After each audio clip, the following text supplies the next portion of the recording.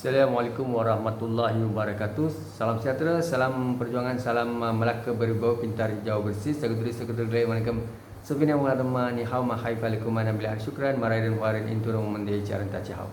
Tuan-tuan dan puan, hari ini saya ingin membincangkan satu perkongsian yang bermanfaat untuk semua calon-calon yang bertanding di pilihan raya negeri Melaka, dan juga kita melihat kepada presiden-presiden parti ataupun perayu undi dan pelobi. Mereka-mereka yang datang untuk membantu calon-calon. Khususnya yang paling sensitif adalah berkaitan dengan presiden parti politik. Baik, hari ini saya cuba berkongsi pandangan peribadi untuk membantu dengan niat yang baik, pastikan bahawa approach ataupun teknik retorik ataupun disebutnya sebagai apabila kita mahu berhadapan dengan suasana merayu undi, maka hendaklah kita sentiasa berwaspada dari segi kata-kata di press conference ataupun conversation bersama dengan media apabila wartawan bertanya soalan, ya, dan cara kita menjawab itu, adakah kita menampilkan kelestarian, ketenangan, maupun dia memberi impak yang positif atau negatif kepada pengundi yang bakal mengundi. Sebab baru ini kita dapati bahawa Tan Sri Muhyiddin Yassin ditanya oleh salah seorang wartawan berkaitan dengan isu pergolakan ataupun kenyataan yang dikeluarkan oleh Tan Sri Syaril Samad, ya. Apa yang berlaku adalah jawapan yang spontan dijawab oleh Tan Sri Muhyiddin Yassin adalah beliau menyatakan beberapa kali beliau mengulangi kenyataan atau kata kunci bodoh terhadap Syaril Samad. Dan ini sama sekali telah menyebabkan pengundi dan rakyat khususnya yang sedang melihat Perikatan Nasional di bawah imej Abah sebagai seorang tokoh negarawan, dan Abah dilihat sebagai mantan Perdana Menteri Malaysia yang sangat lestari, sangat tenang. Tetapi dalam keadaan soalan itu ditanya berkaitan dengan apakah ada kemungkinan Tan Sri Muhyiddin Yassin menyaut cabaran YB Syaril Samad di Johor, mohon supaya ADUN bersatu menarik sokongan atau tarik sokongan terhadap Menteri Besar Johor. Tetapi jawapan yang dibalas sangat-sangat kasar, dan perkara ini memperlihatkan adakah sebenarnya wujud tekanan dalam mungkin approach ataupun dalam keadaan suasana mereka mengetahui apa akan berlaku dalam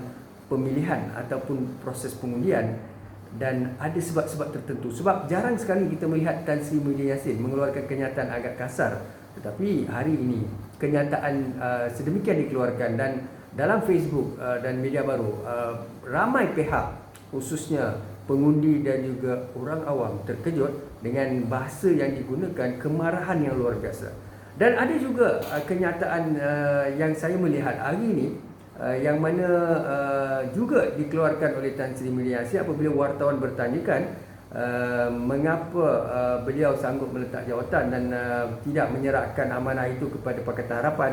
Tapi jawapan yang kita lihat adalah jawapan yang kerap ataupun sentiasa dijawab oleh Tan Sri Muhyiddin Yassin adalah beliau lebih rela untuk menyerahkan kuasa kepada UMNO daripada serahkan kuasa kepada Datuk Seri Anwar Ibrahim, Lee Kim Chiang dan Lee Guan Yin, kerana beliau tidak sanggup.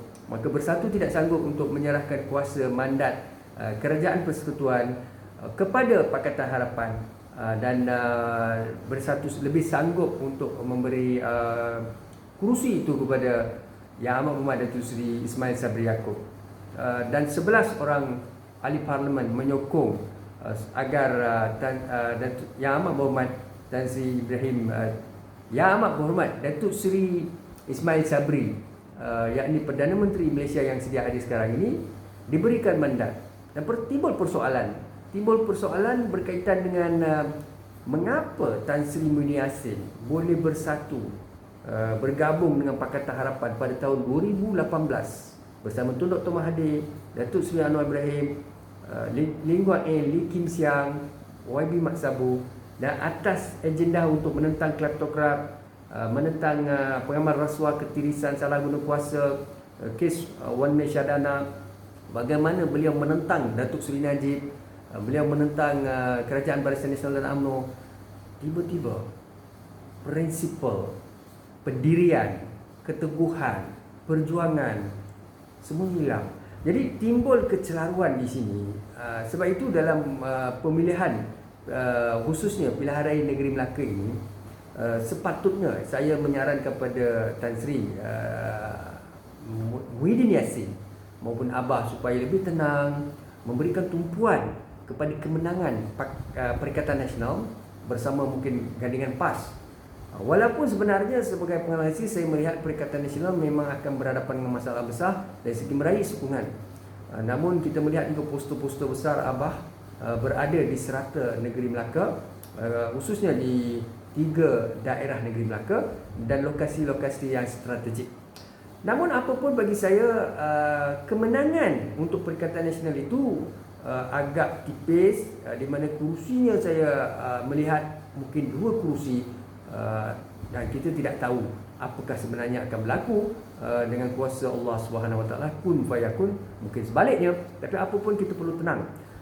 Tujuan saya memberi pandangan adalah saya mahu pastikan supaya kesemua parti politik itu tidak melakukan kesilapan. Sebab silap tutur kata ataupun kata kunci maupun kenyataan yang dikeluarkan, khususnya Presiden Parti, ia akan memberi impak yang besar. Baik, timbul soalan apabila wartawan kerap bertanya soalan yang sama, mengapa Perikatan Nasional sehingga hari ini belum lagi menggazetkan ataupun declare siapakah calon Ketua Menteri Melaka sekiranya Perikatan Nasional menang pilihan raya. Tapi seringkali Tan Sri Muhyiddin Yassin menjawab, sebenarnya Perikatan Nasional akan mengumumkan siapakah dia Ketua Menteri Melaka di bawah kepimpinan ataupun Perikatan Nasional hanya apabila tiba hari mengundi, iaitu mungkin 19 hari bulan atau 20 hari mengundi, tetapi mungkin malam 19 kita tidak pasti, ataupun pada hari mengundi itu barulah diumumkan. Persoalannya mengapa begitu? UMNO telah dengan beraninya mengumumkan Yang Amat Hormat Datuk Seri Sulaiman Mat Ali caretaker menjadi kerajaan, walaupun mempunyai konflik di antara harapannya kepada Yang Berhormat Abdul Rauf Yusof, Pengerusi Perhubungan UMNO Negeri Melaka, mahu juga menjadi Ketua Menteri, tapi telah dipersetujui sebuah suara bahawa Timbalan Presiden UMNO ataupun Timbalan Presiden UMNO dan juga merangkap pengurusi pengurusi pilihan raya UMNO Negeri Melaka, Datuk Seri Yang Berhormat Datuk Seri Muhammad Hassan, menyatakan sudah pasti bukan orang lain yang akan menjadi Ketua Menteri kalau sekiranya BN UMNO menang pilihan raya di Melaka, iaitu calonnya adalah Yang Amat Hormat Datuk Seri Sulaiman Ali. Namun mengapa sehingga hari ini tidak mahu diumumkan? Saya yakin dan percaya mengikut analisa saya, punca utama mengapa nama Ketua Menteri Melaka ataupun calonnya poster boy ataupun disebutnya wakil daripada Perikatan Nasional tidak diumumkan. Mengikut analisa saya, pandangan peribadi saya, kemungkinan besar ia akan menyebabkan parti itu ataupun calon-calonnya akan mereka akan mempunyai perception yang berbeza, ataupun mereka tidak akan memberikan sokongan padu untuk berjuang di negeri Melaka. Kemungkinan ini disebabkan telah diumumkan lebih awal siapakah calon Ketua Menteri. Maka apabila berlaku perpecahan ataupun perselisihan dalam pasukan ataupun antara 28 calon Perikatan Nasional itu, maka ia memberi kesan yang besar kepada Perikatan Nasional. Sedangkan sekarang ini pun kita melihat parti yang paling dominan adalah Barisan Nasional UMNO dan juga Pakatan Harapan. Maka itulah mengikut analisa saya, Tan Sri Muhyiddin Yassin tidak mahu mengumumkan. Dan saya sebenarnya khususnya rakyat negeri Melaka, kita telah maklum daripada BNPN apabila YB Rafiq lompat ke menyokong BNPN daripada PKR kepada Bersatu, maka kita telah maklum bahawa YB Rafiq pun seringkali diasap di Dewan berkaitan dengan Dewan Undangan Negeri Melaka berkaitan dengan isu beliau mempunyai niat untuk menjadi Ketua Menteri maupun berhajat sedemikian. Tapi jawapan yang saya dengar beliau menjawab adalah apa salahnya kalau beliau ada cita-cita untuk menjadi Ketua Menteri atau Perdana Menteri sekalipun. Itu hak beliau, harapan beliau. Tidak ada sebabnya orang perlu mempertikai ataupun mempunyai satu sikap yang sebaliknya.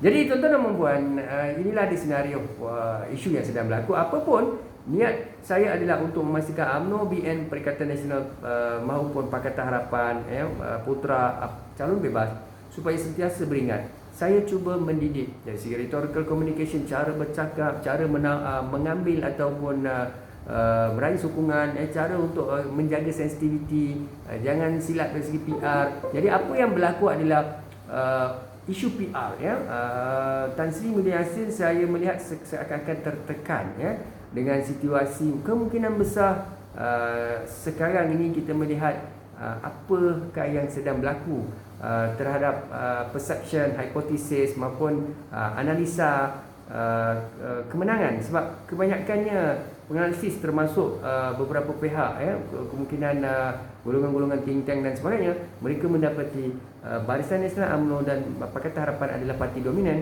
dan mungkin Perikatan akan dapat 1 atau 2 kerusi. Jadi adakah ini menjadi tekanan ataupun sebaliknya? Apapun bagi saya, Perikatan Nasional dan kepimpinan termasuk calon-calon jangan sesekali mengalah, jangan sesekali mempunyai pandangan negatif, jangan sesekali ke belakang. Tapi apapun yang patut kita lakukan adalah berfikiran positif, visualization, terus berjuang, jangan menimbulkan provokasi ataupun bertegang urat maupun konflik dengan mana-mana individu, rakyat, penganalisis politik, NGO dan siapa saja. Sebab dalam pilihan raya ni sensitif. Kalau silap sikit, viral video itu, konflik ni berterusan di Facebook, alam maya dan sebagainya, maka rakyat akan hukum dan terjemahkan dalam pilihan raya. Jadi, saya nasihatkan kepada Tan Sri Muhyiddin Yassin, kepada Datuk Seri Anwar Ibrahim, kepada bosku, kepada mana-mana pemimpin, jangan timbulkan konflik baik di media baru maupun di alam maya, di media perdana. Apabila wartawan bertanya soalan, jawab dengan tenang, jangan gunakan bahasa-bahasa kasar dan kesat. Sebab pengundi melihat dalam TV, dalam RTM, dalam Astro Awani, dalam Facebook, Twitter dan sebagainya, akhirnya mereka akan melihat yang mana parti berkaitan, presiden berkaitan, calon berkaitan tidak sepatutnya diundi. Jadi sangat sensitif. Jadi bagi saya, teruskan perjuangan, sangka baik dengan apa yang saya cuba share. Setiap hari saya melihat, saya mengikuti, saya menganalisa dan saya cuba membantu untuk menjelaskan. Dari segi saya juga adalah pengamal disebutnya perhubungan awam ataupun PR officers, PR practitioner, PR practitioner. Kita mengamalkan dalam disebutnya industri, organisasi maupun apa-apa institusi. Pengamal PR ini dia sentiasa committed menjaga sensitivity hubungan internal dan external stakeholders dan bagaimana kita berhubung dengan masyarakat dan sebagainya. Jadi insya-Allah tuan-tuan dan puan, kita harapkan segala pandangan dan hujah yang saya berikan ini digunakan atau dimanfaatkan supaya semua parti mampu memenangi, calon-calon mereka mampu menangi kerusi DUN sekurang-kurangnya, paling tidak pun 1 atau 2 kerusi. Jangan sampai hilang kerusi. Syukran dan terima kasih. Assalamualaikum warahmatullahi wabarakatuh.